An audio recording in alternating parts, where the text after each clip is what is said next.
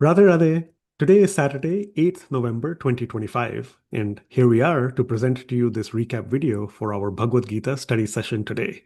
Just about reached the end of chapter 11, ending off with the concluding verses. So, along with me for this recap video, here is Mummy. Radhe Radhe. I'll bring up the screen and we'll take a look and see that we covered the last two verses, chapter 11, verse 54 and verse 55. Following, of course, the recap quiz, which was for last week's content on chapter 11, verses 51, 52, and 53. As always, if you take a look at the description for the video, you'll get the link to the free community portal page where you can access all the slides you're seeing in the recap video from class, all the other reference material, and so on. With that, let us get into chapter 11, verse 54. भक्त्या त्वनन्यया शक्य अहम् एवं विधोऽर्जुन ज्ञातुं द्रष्टुं च तत्त्वेन प्रवेष्टुं च परन्तप। So, chapter 11, verse 54 has the catchphrase devotees metal. We'll see what that is in a minute or two. But as we saw right here, Swamiji in the commentary has provided lots of different shlokas to help elucidate upon what Sri Krishna says here. Real essence of how to attain, how to see, how to realize Sri Krishna in that two-armed personal gentle form. And that singular answer is unalloyed devotion. Devotion that is for the pure and loving form of God, the personal form of God. It is singularly only for Sri Krishna. It's not an alloy, it's not a mixture of all these other practices which Sri Krishna says are not necessary. For instance, Ashtanga Yoga, practicing or learning about Sankhya, other philosophies. All these are great aids, they are great pillars on one's spiritual journey. But if one doesn't engage in devotion, one cannot attain Sri Krishna. So, that understanding and corollary, therefore, is that only by practicing that unalloyed devotion toward Sri Krishna can we actually know him the way he is standing in front of Arjun, as we try to at least imagine that vision. When one gets that divine vision of Sri Krishna, then of course one can have that true yoga with him. One can enter into union with him, that merger of the soul, the tiny soul with the super soul. That is, of course, the crux of the Bhagavad Gita. As we saw in the flyer, the question was, Dear devotee, what's your metal composed of? Pun on the word mettle versus metal, though in fact mettle is also a very ancient variant of metal. But here we're asking, Dear devotee, what is your spirit, your character, your temperament made up of? We now know that it is made up and it should be made up of unalloyed devotion. So, of course, figuratively here are different, right, instruments or metals, so to say. As we encourage you to go back, spend the weekend with some science-based homework, steel, copper, iron, brass, bronze, etc. Which ones of these are raw elements, raw metals? Which ones of these are alloys? Just a side note as an exploratory reminder. But again, for us, the takeaway is our metal is supposed to be made up of that single pointed, unalloyed, unadulterated devotion alone toward Sri Krishna. Next up, let us see chapter 11, verse 55. मत्कर्म कृन्मत परमो मद्भक्तः सङ्गवर्जितः निर्वैर सर्वभूतेषु यः स मामेति Pandava. Chapter 11, verse 55 has a 3D, three-dimensional, you can say, catchphrase, dutifully dependent devotee.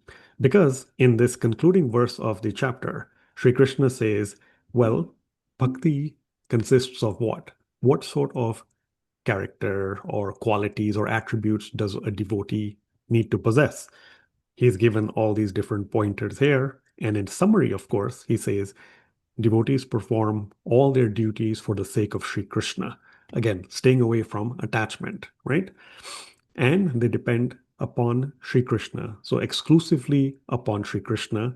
In fact, they know that it is only through Sri Krishna's grace that they can attain God.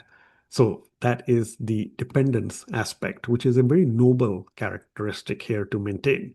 And of course, all that constitutes the makings of a devotee.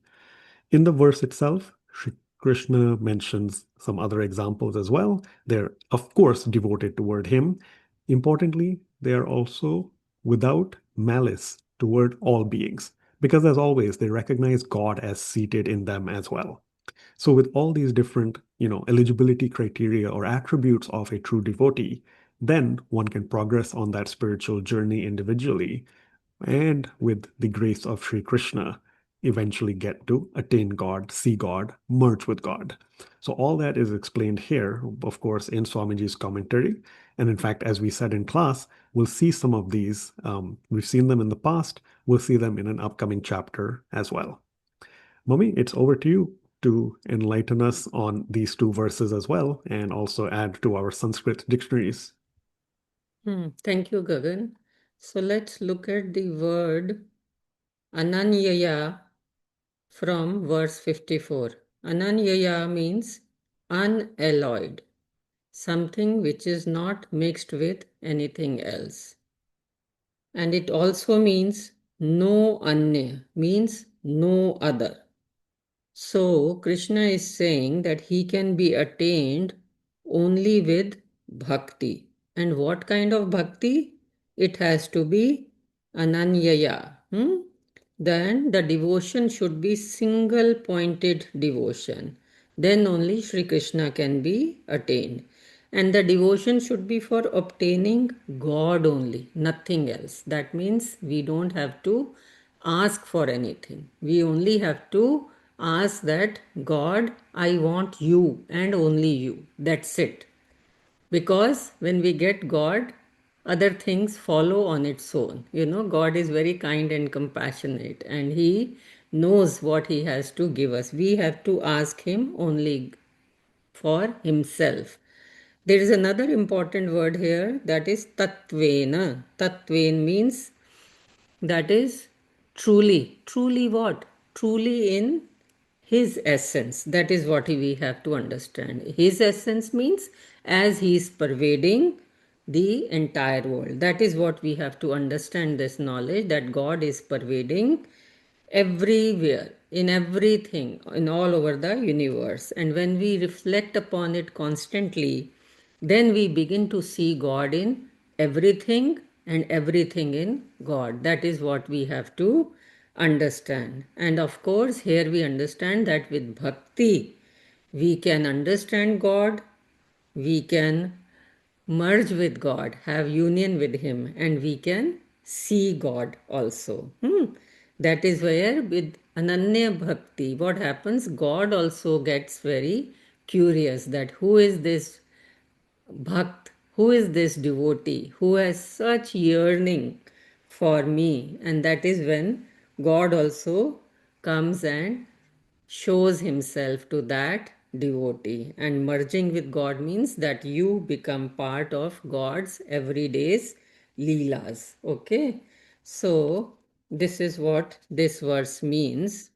Let's look at the verse number 55. And there is the word I have chosen is Mad Bhaktaha. Mad Bhaktaha means devoted to me. Shri Krishna is saying that you have to be fully devoted to Shri Krishna. And also towards other human beings, you have to have this quality which is called Nirvairaha. Nirvairaha means without malice. No likes, no dislikes, no bad feelings for anybody. So Krishna is saying that God can be attained by following 5 guidelines, and they are perform actions for the sake of God, fix God as your ultimate goal, observe single pointed devotion to God, remain free from worldly attachments, and do not harbor likes or dislikes. So if you notice carefully, the first point is that you do Karma Yoga. Perform selfless actions by dedicating them to God. Next is you do Gyan Yoga. Gyan Yoga means you have to attain knowledge of God, and God should be your ultimate goal. Number three, single pointed devotion means you do Bhakti Yoga. And then we cannot achieve these with an impure mind. So he's saying that your mind has to be purified. That means you have to be free from worldly attachments. And lastly, you have to have no malice towards all human beings.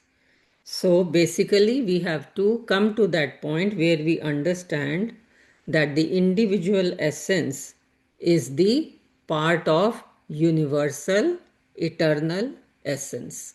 That is what we have to understand. This is a very important concluding words, and this is actually essence of Bhagavad Gita, because in chapter 9, verse number 34, Krishna had said that always think of me, be devoted to me, worship me, dedicate body and mind to me. And so he has then gone through chapter 10 and 11, and at the end he has clarified this to Arjun, because he says that human beings have two powers basically. One is to think and one is to see, and he is guiding us that whatever we think, it should be about God, and whatever we see, we should see everything as part of God. So, Swamiji has given us example. I'll say two verses. One verse for 54 verse from Ramayana, Swamiji has given, मिलहि न रघुपति बिनु अनुरागा किए जोग तप ज्ञान विरागा. So what does this mean? That Raghupati, Ram, will not meet you unless you have that yearning, that loving devotion for him. You may continue doing sannyas, you may do austerities, you may get so much knowledge, you may get detached from the world, but unless you have that real loving devotion to God, He will not meet you. Now, in verse number 55, I like this example Swamiji has given from Saint Kabir, which says, जहाँ जहाँ चलूं करूं परिक्रमा जो जो करूं सो सेवा जब सोऊं करूं दंडवत जानु न देव न दूजा. जानु न देव न दूजा means single pointed, that Supreme Lord Sri Krishna. Whatever I do with my gross body, I always feel that I am circumambulating you. Okay? And when I sleep, then I prostrate in front of you. So all the time, whatever I do with my gross body, with my subtle causal body, I think it's all about you. So mat karma, mat paramah, mad bhaktah. I perform duties for your sake. I consider you as the supreme, and I am fully devoted to you. And without any malice towards all human beings, we start seeing this whole universe as God, as part of God, because God is all pervading. With that, we finish this chapter. Wonderful conclusion from Sri Krishna as he gives us the five qualifications. Let me say the closing prayer. Om Tat Sad Iti Srimad Bhagavad Gita Su Upanishadsu Brahma Vidyayam Yoga Shastre Shri Krishna Arjun Samvade विश्वरूप दर्शन योगो नामा एकादशोऽध्यायः सर्वं श्रीकृष्ण अर्पणमस्तु हरिः ओम. Over to you, Gagan. Thank you, Mummy. Indeed, that does get us to the real end of chapter 11, all the verses and the closing prayer. So, of course, when we meet next time, that's Saturday, 15th November 2025, same 8 a.m. Central Time, 7:30 p.m. India time, we'll have a full chapter quiz on the entire content of chapter 11. So please go through all the slides you have access to, all the recap videos, your notes, obviously all the verses, the commentaries by Swamiji, and we'll see how much we can get through, but a smattering of all the essence, all the essential items of chapter 11 next week when we meet. Till then, thank you so much. Radhe Radhe. Radhe Radhe.